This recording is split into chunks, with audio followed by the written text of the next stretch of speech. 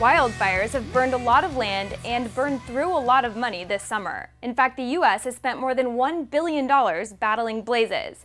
So what exactly does it take to fight fires? Maggie Bruley traveled to California to find out. When the alarms go off, I found out that the Ross Valley firefighters of Northern California have only a few minutes to get dressed and spring into action. Without knowing exactly what they'll face on the scene, it's crucial that they're trained for everything. One of the biggest concerns in the western part of the United States, especially in California, are wildfires. Unseasonably high temperatures, heavy winds, and lots of dry brush sparked the wildfire season much earlier this year. The result? Thousands of charred acres, even before the summer months had officially began. It puts us on alert that we need to train and we need to be safe, and we need to train our younger personnel coming up. Safety is the #1 element for any firefighter. 18-year-old Max Hassan is hoping to get a leg up on his training. He joined the Ross Valley Explorers program over a year ago, which teaches high schoolers what it takes to become a firefighter. We cover everything, whether it's like basic medical stuff, structure firefighting, hydrants, wildland stuff. It's just the basic, platform of the fire service. And, that's what this program is about, is gaining that knowledge. And today's lesson? How to properly contain a structure fire. Structure fire is kind of like a house, a building. You can actually get a structure fire from a wildland fire if, all the environment is on fire in your backyard. This pendant controls the fires. This is our front burner right here. At the flick of a switch, this trailer can be set ablaze, a simulation of what it's like to enter a burning building.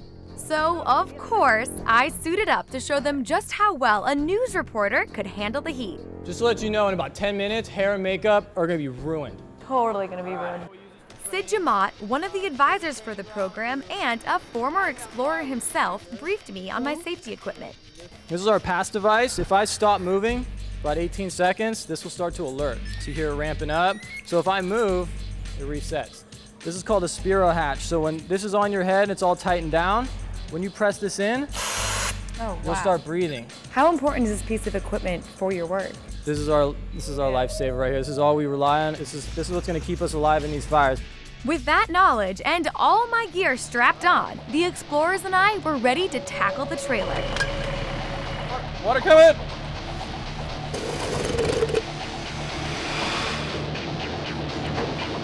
Being in there like that with the fire on top of you, the heat alone is crazy. Start on this side and move across. It gives you a whole other type of appreciation for fire, and the heat's definitely something that you hear about, but you can't feel until you're really inside the fire like that. It's pretty physical, demanding. I've definitely learned a lot from it. I'm still learning. I learn something new every day. But even the most well-trained firefighters know there is no way to prepare for all the dangers that come up in the field. In July, a wildfire sparked by lightning claimed the lives of 19 specialized firefighters in Yarnell, Arizona. The team, known as Hotshots, were specifically trained to handle the nation's fiercest wildfires. Further investigation showed that the wind suddenly shifted the fire's direction, causing it to hook around and cut off access to the ranch that was their safety zone. The deaths of the Granite Mountain Hotshots marked the nation's biggest loss of firefighters in a wildfire in 80 years. And yet, despite the dangers, these explorers continue to dedicate hours throughout the week to make sure one day they too can serve on the front line. You come in here at 9 a.m. on a weekend morning to be part of the Explorers program. I mean, where do you come up with that dedication? When you're saving someone's life, and it's a life or death situation, you want to know what you're doing. And I want to be the most prepared I can be, so when I get out in the field, I'm saving as many people as I can. So I mean, it's almost having that knowledge, knowing that I'm going to use this to save someone's life, kind of puts that pressure on you. Like, all right, I need to nail this stuff down right now. Maggie Bruley, Channel 1 News. Thanks, Maggie. Looks like we have some firefighting heroes in the making.